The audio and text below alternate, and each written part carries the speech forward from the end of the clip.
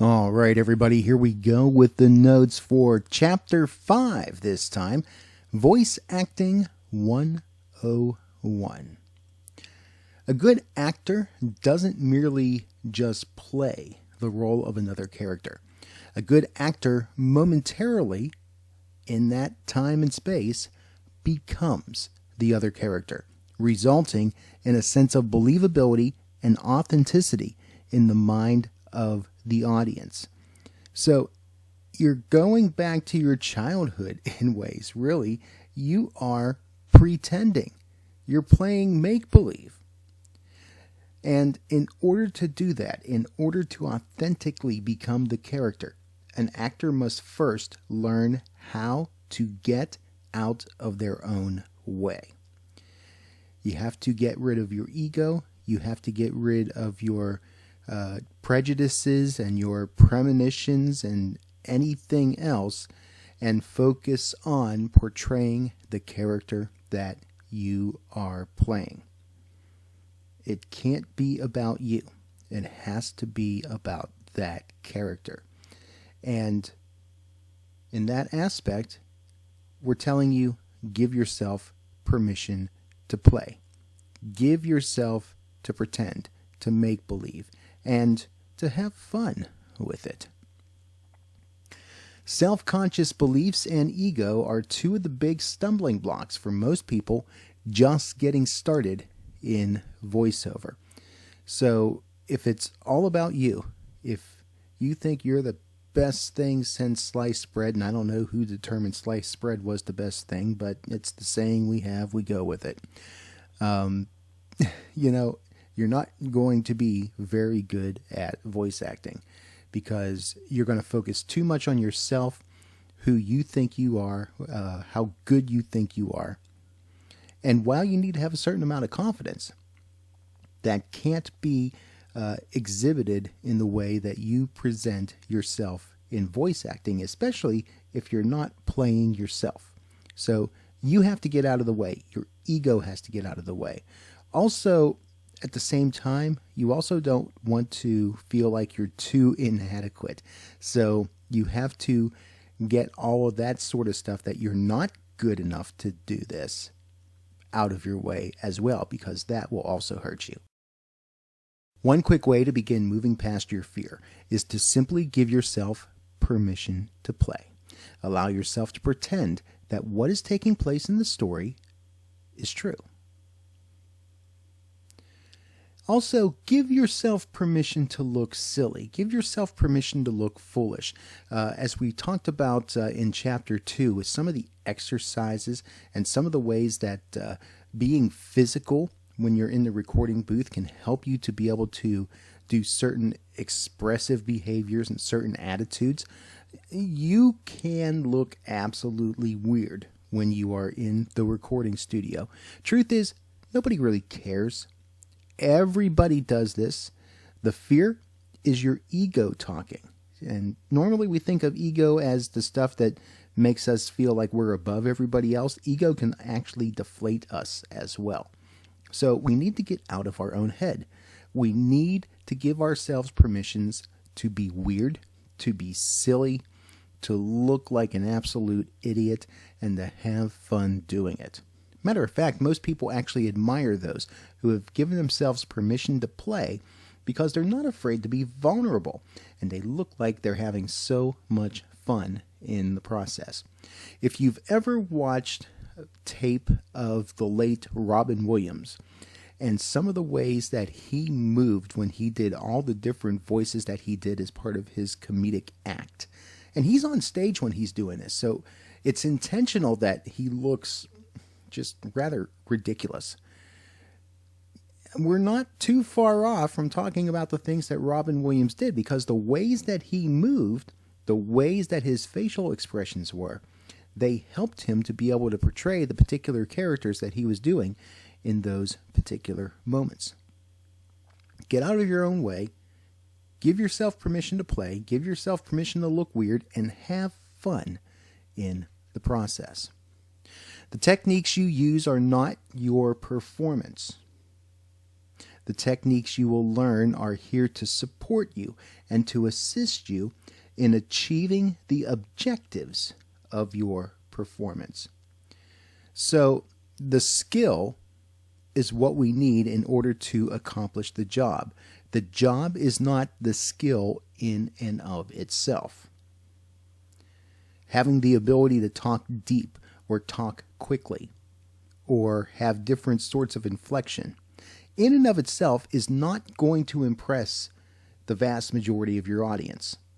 What is going to impress your audience is them being able to believe the character that you're portraying, them being able to get lost in the story and picture the story in their head and not have to sit there and think about exactly what it is that they should be imagining. Because the tone of your voice, the way you vocalize the character, should help to ease the listener into the frame of mind that we're trying to showcase, the picture that we want them to have, how we want them to view the scene. So it's meeting that objective. The technique, your skill, is not the objective in and of itself. Commit to your choices, but at the same time, be willing to adjust. You'll be making lots of decisions and choices about the dozens of aspects of the story that can affect your performance. And it is important to commit to those choices in order to be consistent throughout the recording session. Once you make a decision on how a character sounds, what sort of feelings that they have at certain points within the story, how those feelings manifest themselves, you need to commit to those so that whenever you portray that character in that emotion, in that particular light, it's the same when you do it at this particular point in time as you do in a later point in time. Because most of us, when we're feeling different emotions, when we're thinking different thoughts, we tend to act similar ways based on those similar feelings. Learn how to explore a variety of choices and be flexible as a performer so you can make adjustments quickly without thinking. We don't normally sit there and think about, okay, I'm feeling happy right now. How am I going to express that happiness? Or, ooh, I'm angry. How am I going to express anger? Unless we're stopping to calm ourselves down so that we don't do something we regret. That's a whole nother thing. But generally, whatever feelings or whatever thoughts we have as real people at a particular point in time, that's going to dictate how we react to those things and how we interact with other people around us and other things around us. We need to have that kind of mindset as we think about the characters that we are voicing as well. And if an emotion changes, then we change with it. But again, keeping consistent with the way that we do those changes. The process of working through your performance, making those valid choices, and all those decisions based on the script that we have, that is called woodshedding. It's basically doing an in-depth analysis of the script that we have and making the decisions on how we're going to make that script come to life. Now, as you're reading a script in a particular time, in a particular space, it's very important to be in the moment.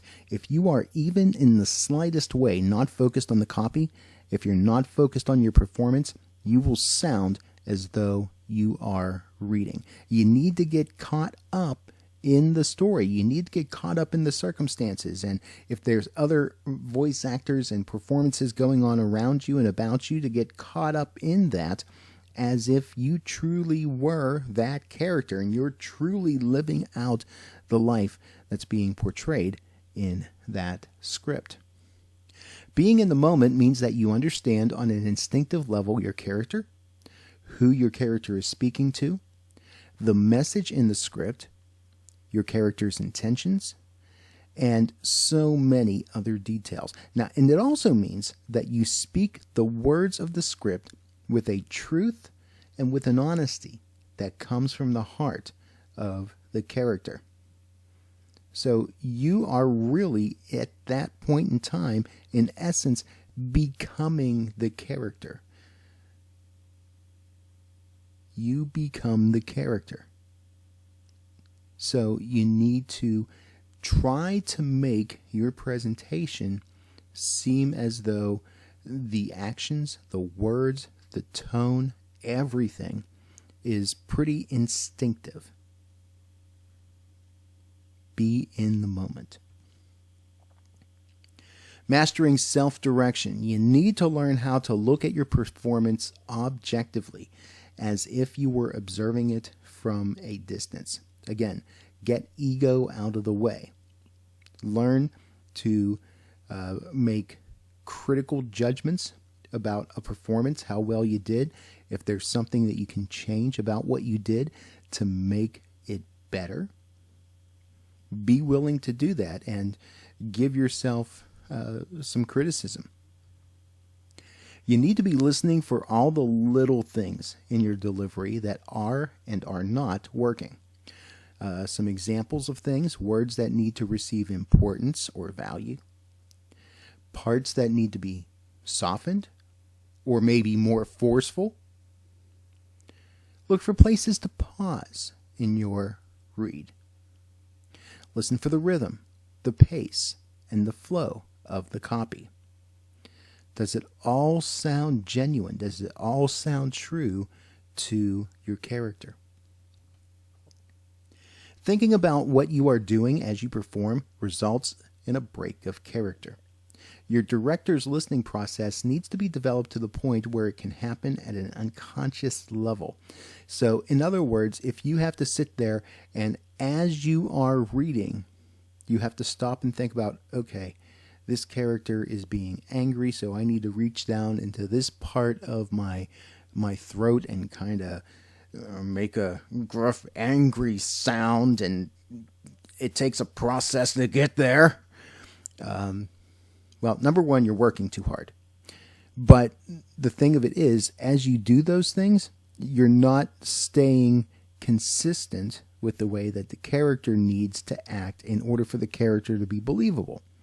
Again, you don't, in your real life, have to stop and think about how you're going to sound, how you're going to look when you're feeling different types of emotions. It needs to be the same for your character as well, and that's going to result in the way that your voice is going to portray those characters at those times.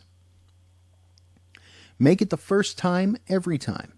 Use your acting and imagination skills to keep the copy and your performance fresh. Here's what we mean by that.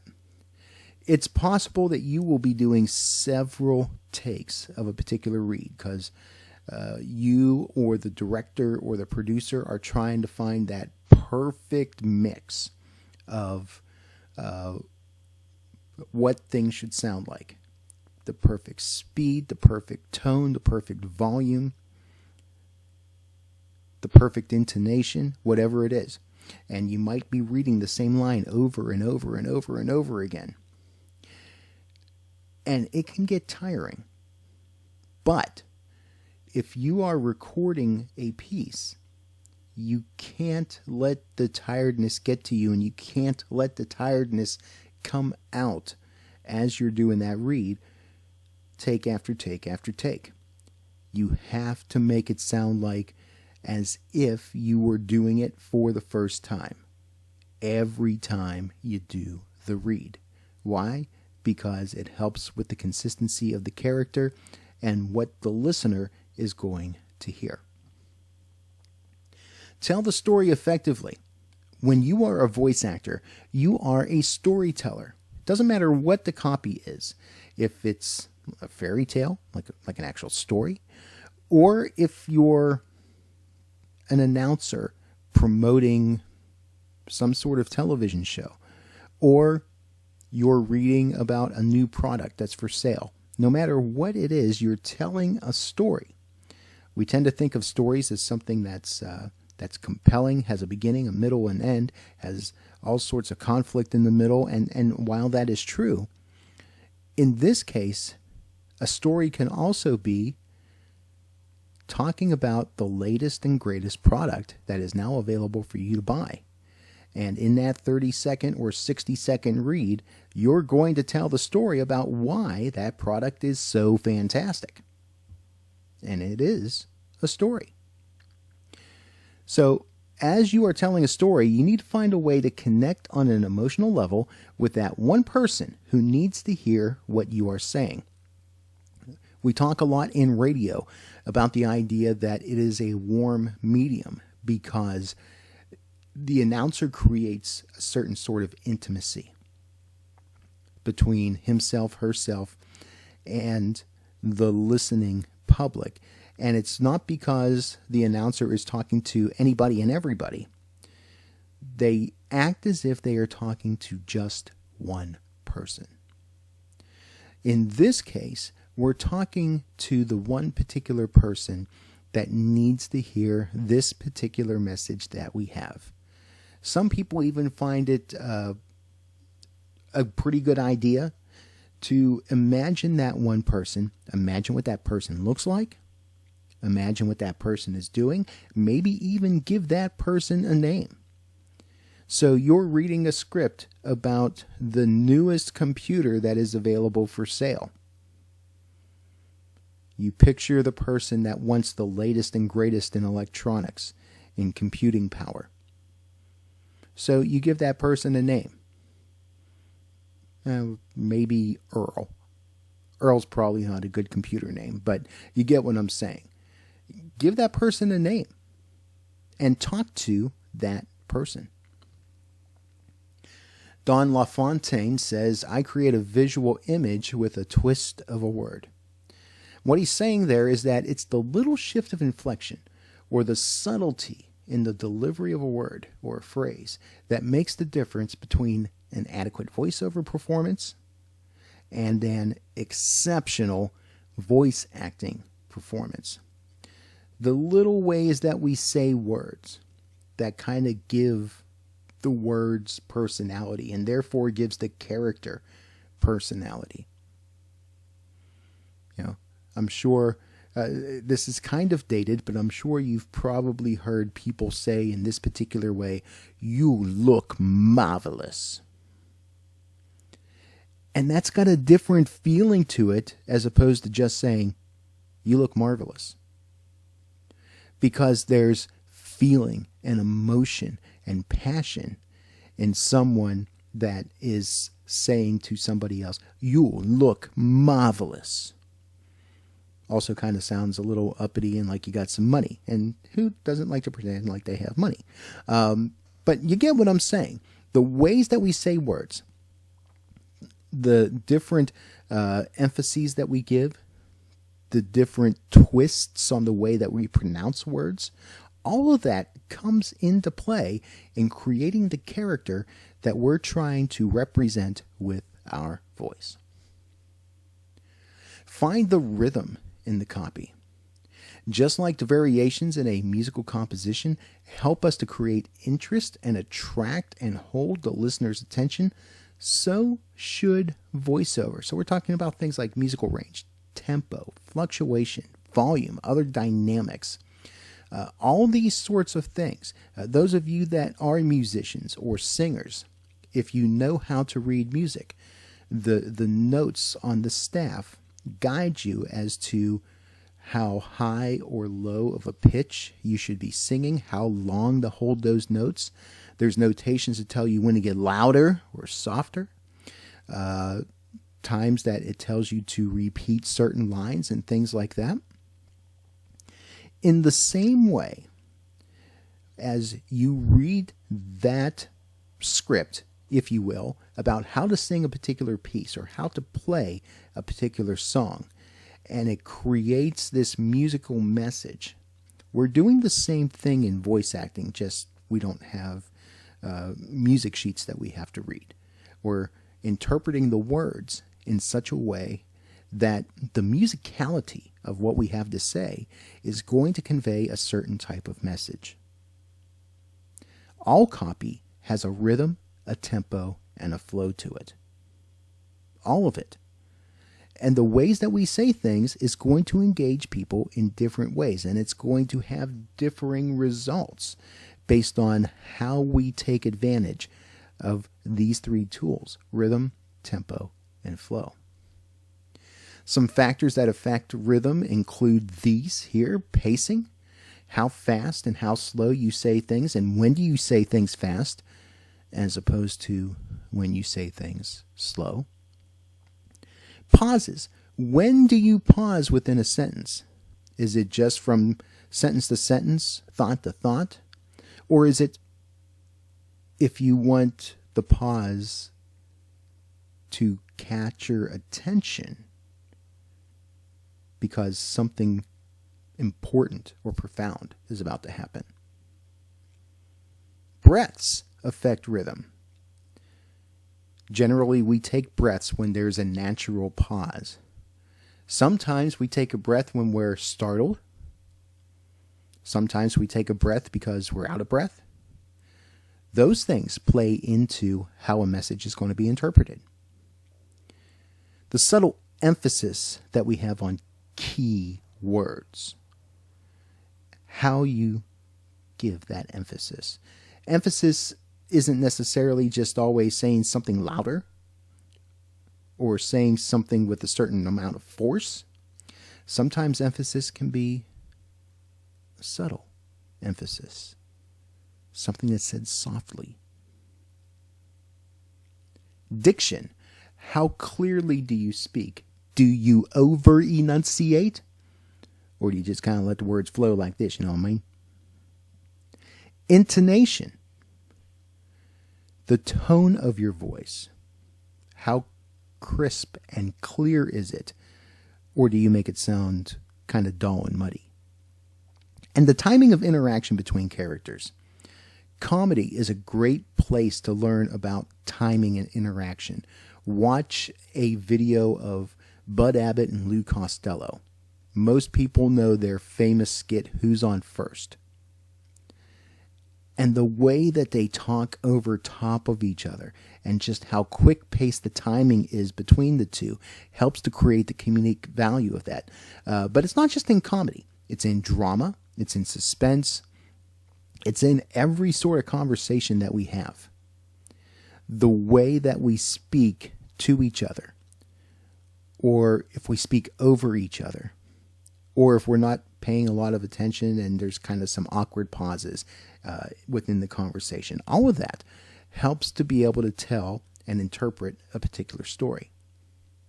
You can't just get into the rhythm if you are just reading the words off a page. You have to make the words your own by knowing your character, and then you will be on your way to finding the rhythm. You have to know your character. We're going to say that a lot in this course. Knowing your character, knowing its thoughts, its feelings, the ways that it approaches things, its philosophy on different things. All of that is going to dictate how you interpret the voice of the character of what you're reading on that script. In conversations, listen for pauses. Listen for people talking at the same time. Listen for the energy of the conversation and the way in which certain words are emphasized. It shows what is important. It shows what may be an underlying thought in a character and helps you to be able to understand what they're saying, sometimes by what they're not saying, or in the way that they're saying something, that they're alluding to something else. All these things are important. All right, so we're going to go ahead and take a break here, and we will do the second half, really more than half, of the notes in part B of this video. So check that out, and we'll continue on.